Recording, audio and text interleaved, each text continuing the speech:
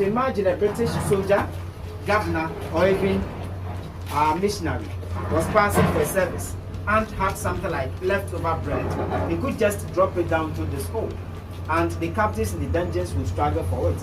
After he entered the church, sang praises like Amazing Grace.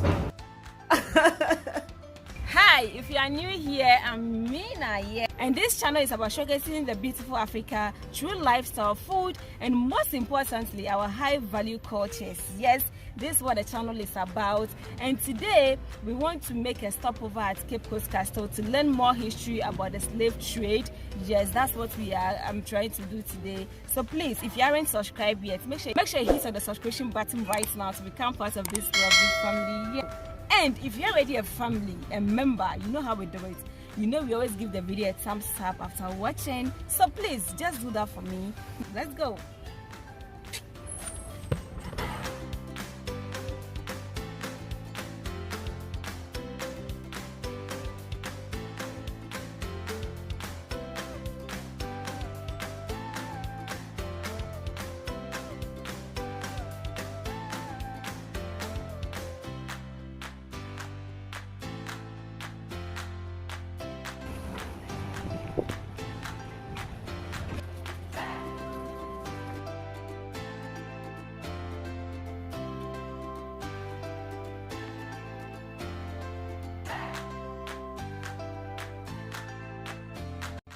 Yes, as I said earlier on, today we are at Cape Coast Castle, trying to learn more history about the slave trade.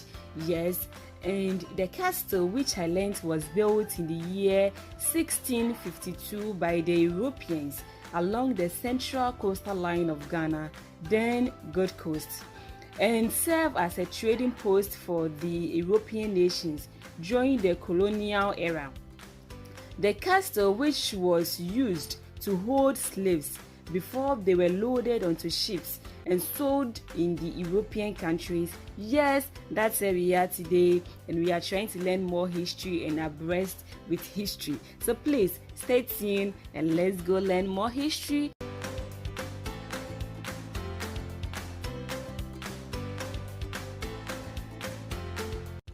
These I learned are some of the materials and tools that they used in building the castle.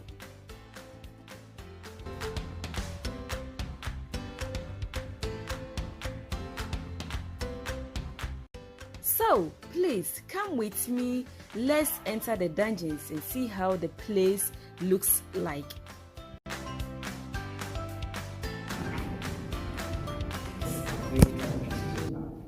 Out of that, they had chains, shackles, ropes, branded iron they used on the captives. And we have all these in our main museum. But unfortunately, our main museum is still very close because there have been some maintenance works in there. Talking about feeding, they were fed normally twice a day, 2 times a day, but little food just to keep them alive. Most of the times, the domestic captives were bringing food for those men, because they say a hungry man is always an angry man. So to avoid attacks, they did not come in with the food. Rather, they dropped food from old settlers.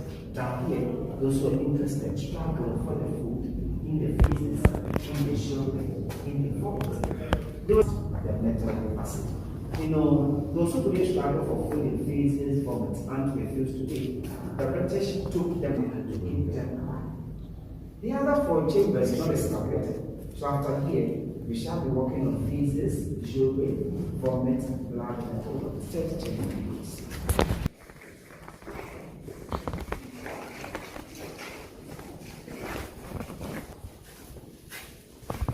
Vomit, blood, and all. And this food passage was again used as a spy hole. Some of the spies were going on in here. When those who were planning to attack or escape, they reported to the British and they punished them accordingly. And behold, this hole is covered in front of the church above this dungeon. In fact, I don't understand some of the Europeans myself. Why they had their churches above slave dungeons. In Minah Castle, the Dutch, people from the Netherlands or Holland, established their reformed church on top of a female dungeon. In this castle, the British also built their Anglican church right above this male dungeon. So they appears in the churches, worshiping, singing praises, preaching the word of God. Love your neighbor as yourself. Thou shalt not kill. Captives were also in the dungeons. They lived down, suffering, crying, dying. So if there is something in hell, then Africa, heaven up there, hell down here. The Europeans created heaven for themselves and created hell for Africans. Chamber 5. Let's see a shrine in the last chamber.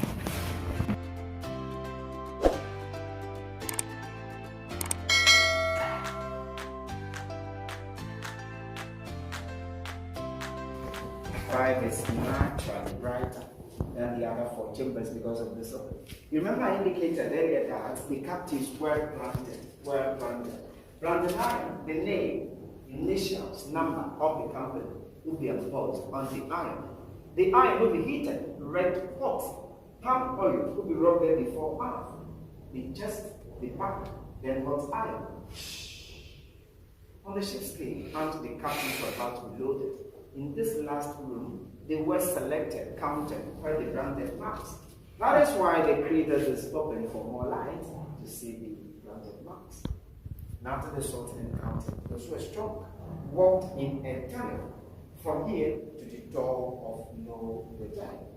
The entrance is sealed, closed, blocked off with this wall. They sealed the entrance because the British passed a law around 1833 to abolish slave trade in their possessions and territories, including this castle. 1833, they closed, they sealed the entrance to signify that slave trade is officially over by the British. When we step out, we shall see open parts of the tunnel. The wall here, the blockage, is dedicated to the souls of our ancestors. This is a shrine, traditional temple. Africans were religious, they knew God, but they had their own way of worshiping Him before Christianity, before Islam.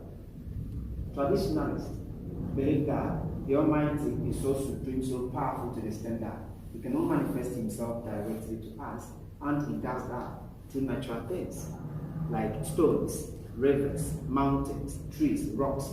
This castle is built on a big rock. Cape Coasters were worshipping the rock, they saw the rock as sacred. So they were worshipping the Almighty to the rock.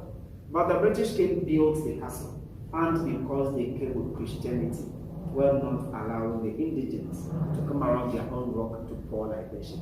Cape Coasters came, carved these 2 stones from the bigger rock into the community. They worshipped the shrine in town when the British were here. After the British, they performed rituals, brought back the same stones they came for, mounted the steps, put the stones on, and they worship the shrine here again. Meaning the shrine we see here is not part of the dungeon system, but they worship the shrine at the original place. The name of the shrine is Nana Tabe, Nana Tabe, Nana Tabe. 77 shrines in Cape Coast. This one here is the eldest.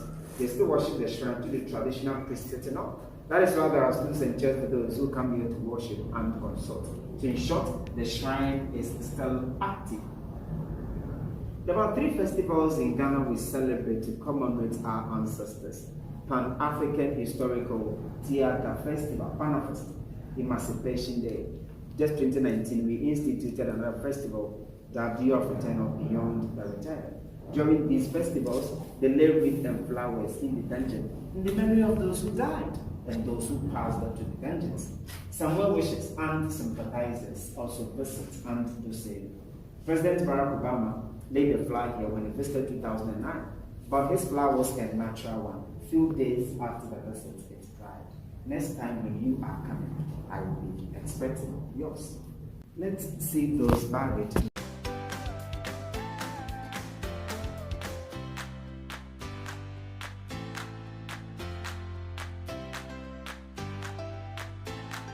Especially here is very powerful. You can take a picture of this. In everlasting memory of the anguish of our ancestors. May those who died rest in peace. May those who return find their roots. May humanity never again perpetrate such injustice against humanity. We, the living, vow to uphold this very powerful piece of information. I'll throw more light on this. The Obamas were here 2009 and until this one. You know, Michelle Obama, who is a descendant, traced her ancestral route to this castle. Michelle Obama believed the ancestors were taken from here. So she had the opportunity, Philip Clusq, Reverend. Philip was a native of this town. Philip Clusq was from Cape Coast. The father of Philip Clusq was a middleman, one of those Africans who were doing buying and selling of captives. It's that relationship the father had with the British. The church gave the son Philip scholarship to study in Britain. He attended Oxford University, ordained, became first black person to be ordained a priest of the Anglican Church. Philip came back, worked with them for 50 years as clergyman, missionary, and a schoolmaster in the church and the school. Philip died 17th October 1816. He was 75 years old. 1816 meaning he came or even died before slave trade was abolished in this country. So this man was preaching the gospel after his fellow Africans were dying in the dungeons. 3 or 4 people. 3 or 4 first one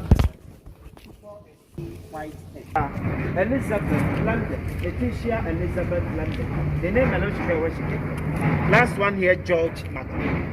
Letitia was the wife of George. So she came all the way from London to Gold Coast just to pay the husband George McLean a visit.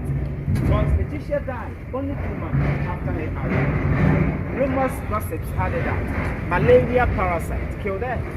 Others say when she came, George, the husband, was having an extramarital affair. An African mistress called Miss Ellen Barnum from Accra. When Letitia heard that, she poisoned herself or committed suicide. Others are saying Miss Barnum, the girlfriend, posed a servant in a way of serving Letitia. She poisoned her. So to date, we don't know what to make of Letitia, whether it was parasite, homicide, or suicide. She died 1838. She was 36. The husband George McLean came around 1830 as administrator. Malaria confirmed killed him 1847. He was 46. So see, the black man was 75 years old. The Europeans 38, 36, 46. Malaria. Any question about malaria? Then it is time for church service. Let's go.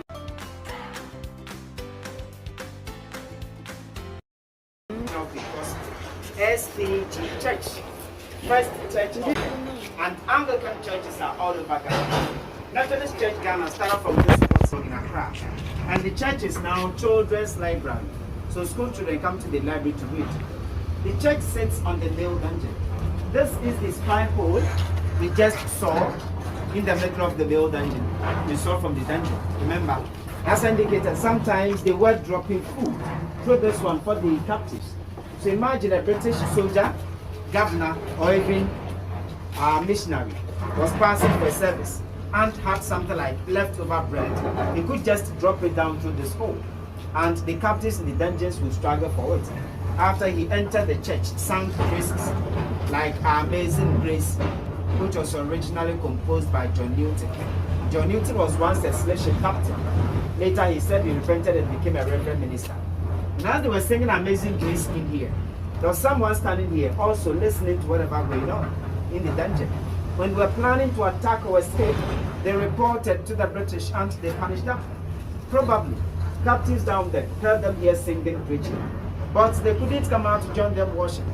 Because as the Bible says, if we're in hell, there's no way we could go to heaven. As I said earlier, ironically, heaven up here, hell down there. Let's go to this side and enjoy some Indian.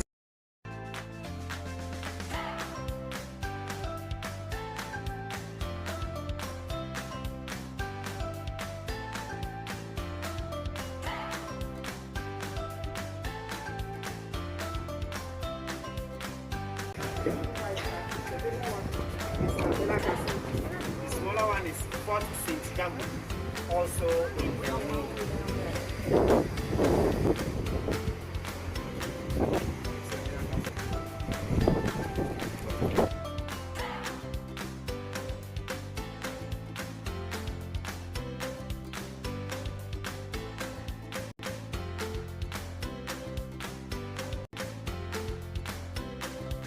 And these right here are canoe bullets that they use in fighting their enemies.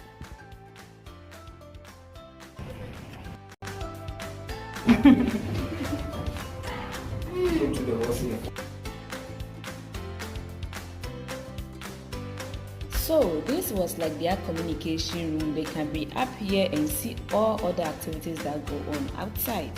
Wow. So that we came to the hall, we see signals. So that we came to the hall, we see signals, light, flags, muscles, or four players. Very strategic. Now, the wooden floor is original, over 300 years. This floor is over 300 years.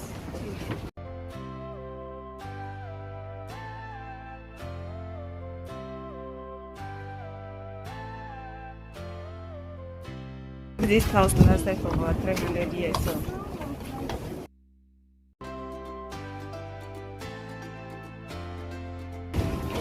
Means confusion, but the British adopted same word. Several labels: Harbour Hall, Auction Hall, and as I was saying, the word European doctors, nurses, merchants here. They display gunpowder, mirror, tobacco, fabrics, and those captives brought here sometimes by middlemen, but those who were first brought in here because those who were raided for by the Europeans themselves were not brought in here.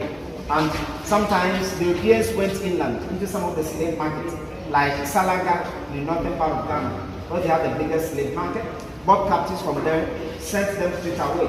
But those yet to be sold were those who were first brought in here for doctors, nurses to examine them to determine the action, how to do exchange for gunpowder, naira, tobacco, and others, according to the aspect. So that's where the buying and selling of captives.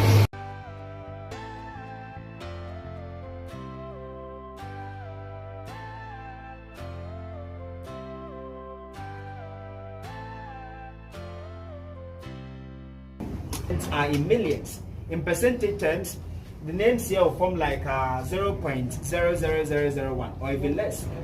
And if there was, would be enough for them. One and only original door left in the castle. And the door before us is over 200 bad years. This door is over 200 years. Made of both metal and wood, or wood coated with metal plate. Cell, but this is condemned cell. In other words, room of no return. Room of no return. Room of no return.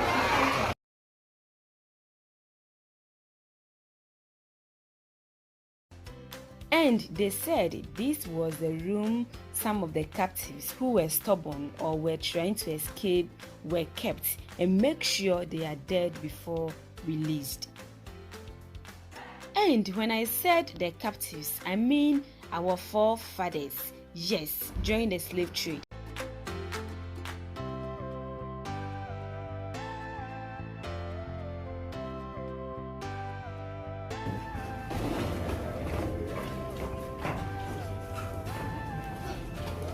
The tunnel ended here. Here was the exit of the tunnel, sealed, blocked off the side. Walls were built in the tunnel after slave trade. The British used part of the tunnel as storerooms and water systems. Some years back, we wanted to remove all these walls in the tunnel so that wonderful visitors like you could walk through. But experts said the structure is old, no annual rotting. When the walls are removed, the tunnel may collapse. The male captives entered from where the shrine was, walked in chains and shackles, slowly to this place. They were exiting through this one. But sea water was coming in during hard tides. That is why they closed this. When this one was closed, the men now went this way. They joined the women. To the door of no return, at the beach, they sat on canoes, about 400, 500 meters into the bigger ships. The bigger ships couldn't come closer.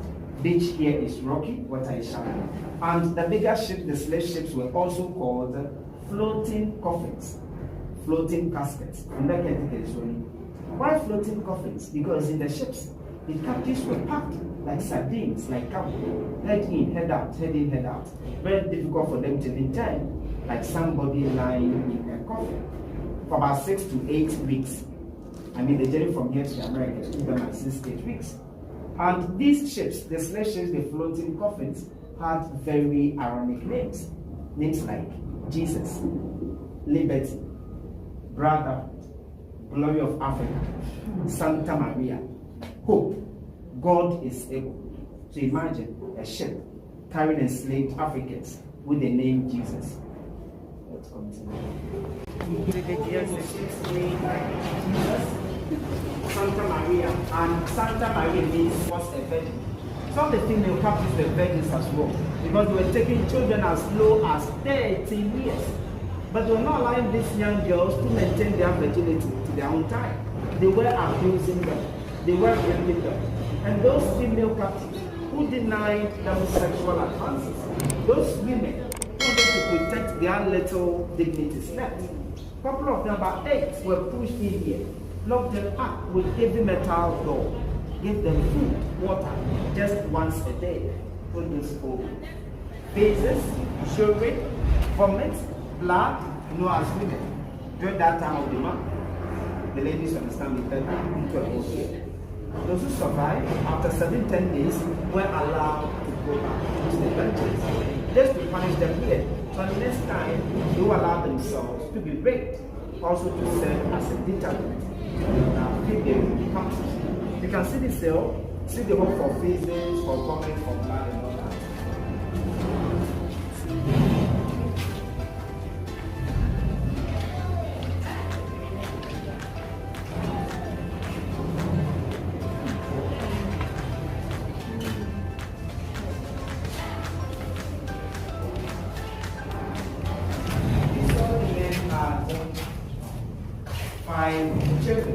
Five children for the men, but 2 for the women, because men were needed more to work on plantation than women. And one of the main reasons they were taking women was for reproduction, because children of both slaves automatically became slaves.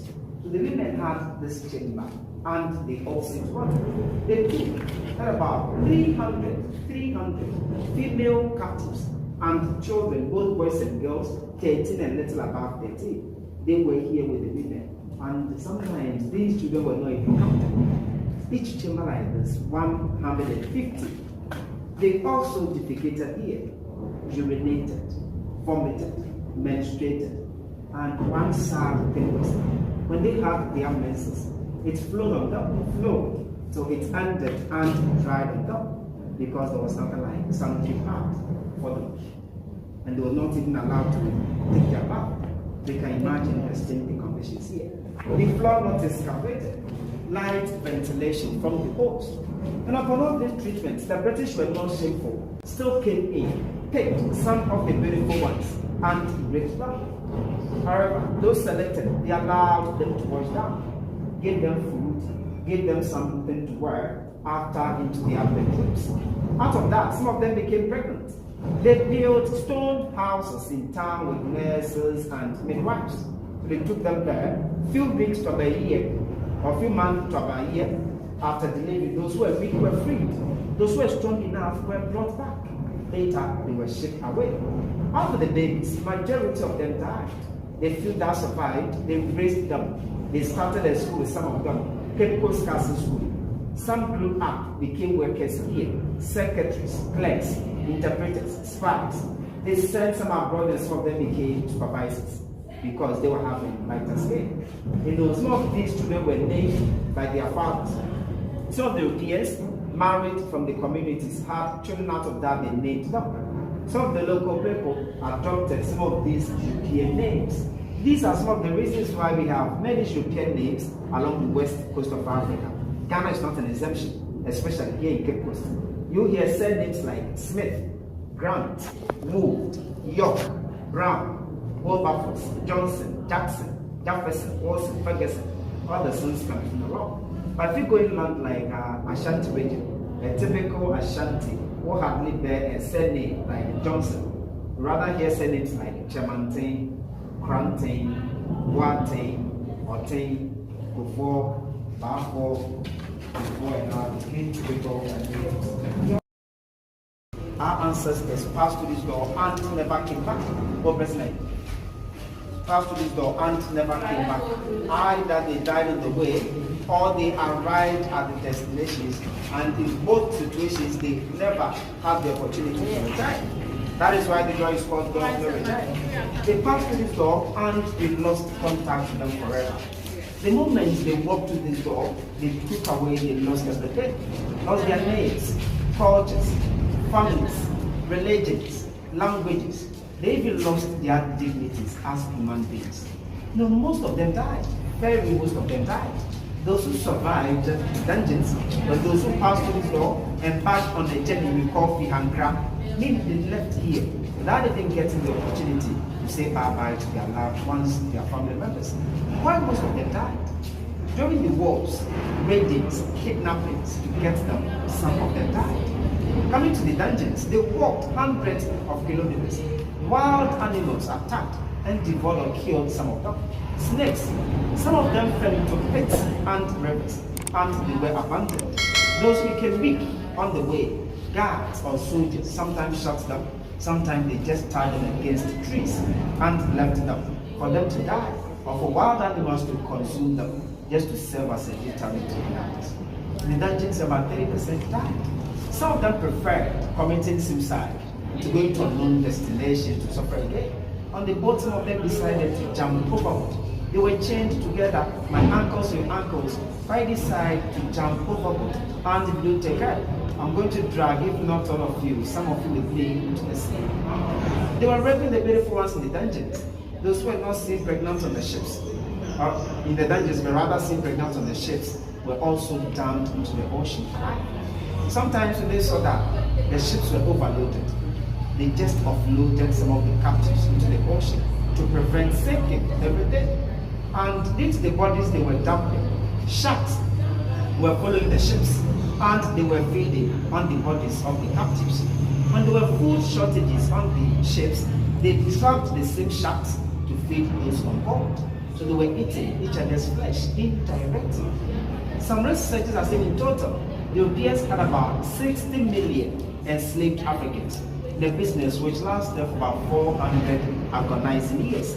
Out of that 60, there's only about 10, 11, 12 million, depending on the researcher, made the journey across the Atlantic. So if 12 million made the journey, 48 million died. And 48 million people is more than the population of Ghana.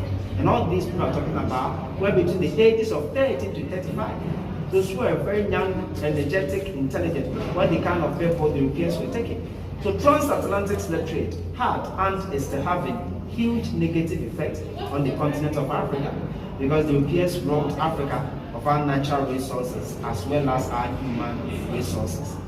The original door was short and narrow. Chained and shackled captives bowed down, squeezed themselves, one after the other. They passed through the door and never came back.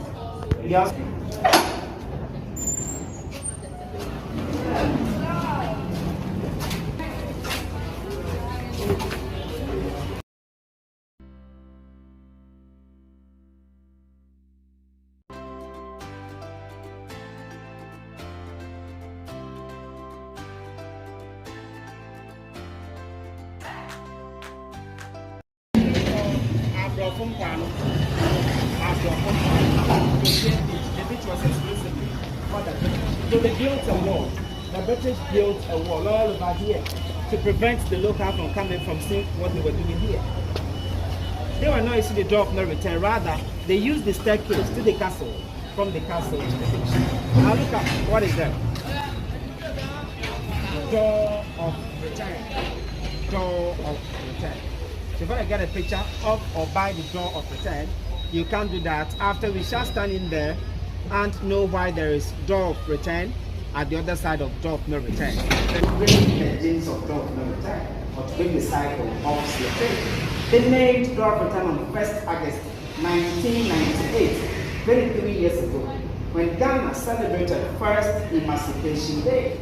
On that very day, 2 caskets from Dakamiru contained mortal remains, skeletons of 2 descendants died and married. Madam Crystal from Jamaica, Samuel Cousin from New York. They exhumed their remains, brought them to Accra, boarded a car from Accra to abandon, and set forth there for Amsterdam. When they got to Port Amsterdam, they said, no, we are not going to go by road again. Rather, we will go by sea, like the way our ancestors were shipped away. They put the casket on canoes, paddled on the sea to the beach. There were officials already waiting. When they arrived, they took the casket from them, sent them to the door to the courtyard. Short ceremony called Great Homecoming. Great Homecoming. Well, in the castle, they sent the remains to Ascent Mountain for reburial. Ascent Mountain is a town on the way to Kumasi. There's a river there called Slave River. Those captives coming from that direction, when they got there, they stopped them, shaped them, gave them back, snared their bodies to share other. But those who were somehow old, with some gray hairs and weak, look younger, attractive for higher prices in castles. So they spent a couple of weeks, months in here, never back. Last African back that same also. That is why they sent the two remains there for reburial. On that day, August 1, 1998, when the days was broken, they named the other side of door of no return, door of return. Inviting our brothers and sisters in the diaspora, African Americans, African Europeans, to come back to Africa to learn the history, to help develop the continent. Because the continent of Africa is not only for those of us living here, but for millions of black people or people of African descent scattered all over the world. That is why when you return, you'll see on the wall both be pasted apart. And Akaba means welcome. You're all welcome. Before we say bye-bye, the flag has a very powerful information. In everlasting memory of the anguish of our ancestors, may those who died rest in peace. May those who return find their roots. May humanity never again perpetrate such injustice against humanity. We, the living, vow upon this by National House of Chiefs. Remember I indicated earlier that some of our own chiefs brought some of their prisoners of war and so same chiefs happened to be the custodians of our land, gave the Obia's land built in several forts and castles. So without their consent, this evil business would be entirely successful. So our chiefs unveiled the flags in their sorrow, also in the memory of our ancestors. And most importantly, they are telling we living that we shouldn't allow such injustice to occur again, because many people died in this business. So we should go out, spread the information that slavery and slave trade will never occur again. But the big question is it over? The dungeons here are empty, meaning the transatlantic slave trade is over. But sadly, we still see forms of slavery in our homes, in our villages, in our cities, in our countries. Child labor, child trafficking, child prostitution, racism, mental slavery. We must our house dogs, workers, wives, children. And what is trending in Ghana and some part of Africa is that some of our own people, we see some of our young men and women, especially the ladies, take them to the Gulf countries, Kuwait, Saudi Arabia and others. Some of them, when they get there, they see their documents. They work, they don't pay them. Some of them are beaten. Some of them are raped. Some of them are even killed. Some of them, when they tell you their stories, the kind of routine they go through is not different from our independence. We should go out to our best and ensure that slavery and slavery will never and ever again. In any way, many fall against any of the races, because we may not know the next perpetrator and the next victim. I don't trust any of us here would like to be a victim of slavery or slave trade. But if you hear of anyone who wants to be a perpetrator, this is what Abraham Lincoln said, and I quote, "Whenever I hear anyone arguing for slavery, I feel a strong impulse to see it tried on real person." End of quote. It's what he's trying to say. If you want to treat your fellow human being as slave, if you want to treat his system, let's lock him up in the dungeons for a couple of weeks, couple of months. When you come up the dungeons and you think you feel it's comfortable in here, you can then start keeping your fellow human beings in the same condition. So let's all try.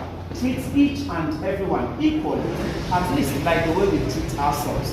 When you do that, this world will be a very, very peaceful world for all of us. On this note, the guided tour will end here. Once again, the name has been Richard Clusq obeying your guide for the tour. Have a nice day. Safe journey to your various destinations. Thank you very much. Thank you. Yes, and we made a stopover at the Castle Black Market. They have beautiful, beautiful design. So anytime you find yourself in Cape Coast, make sure you pass by.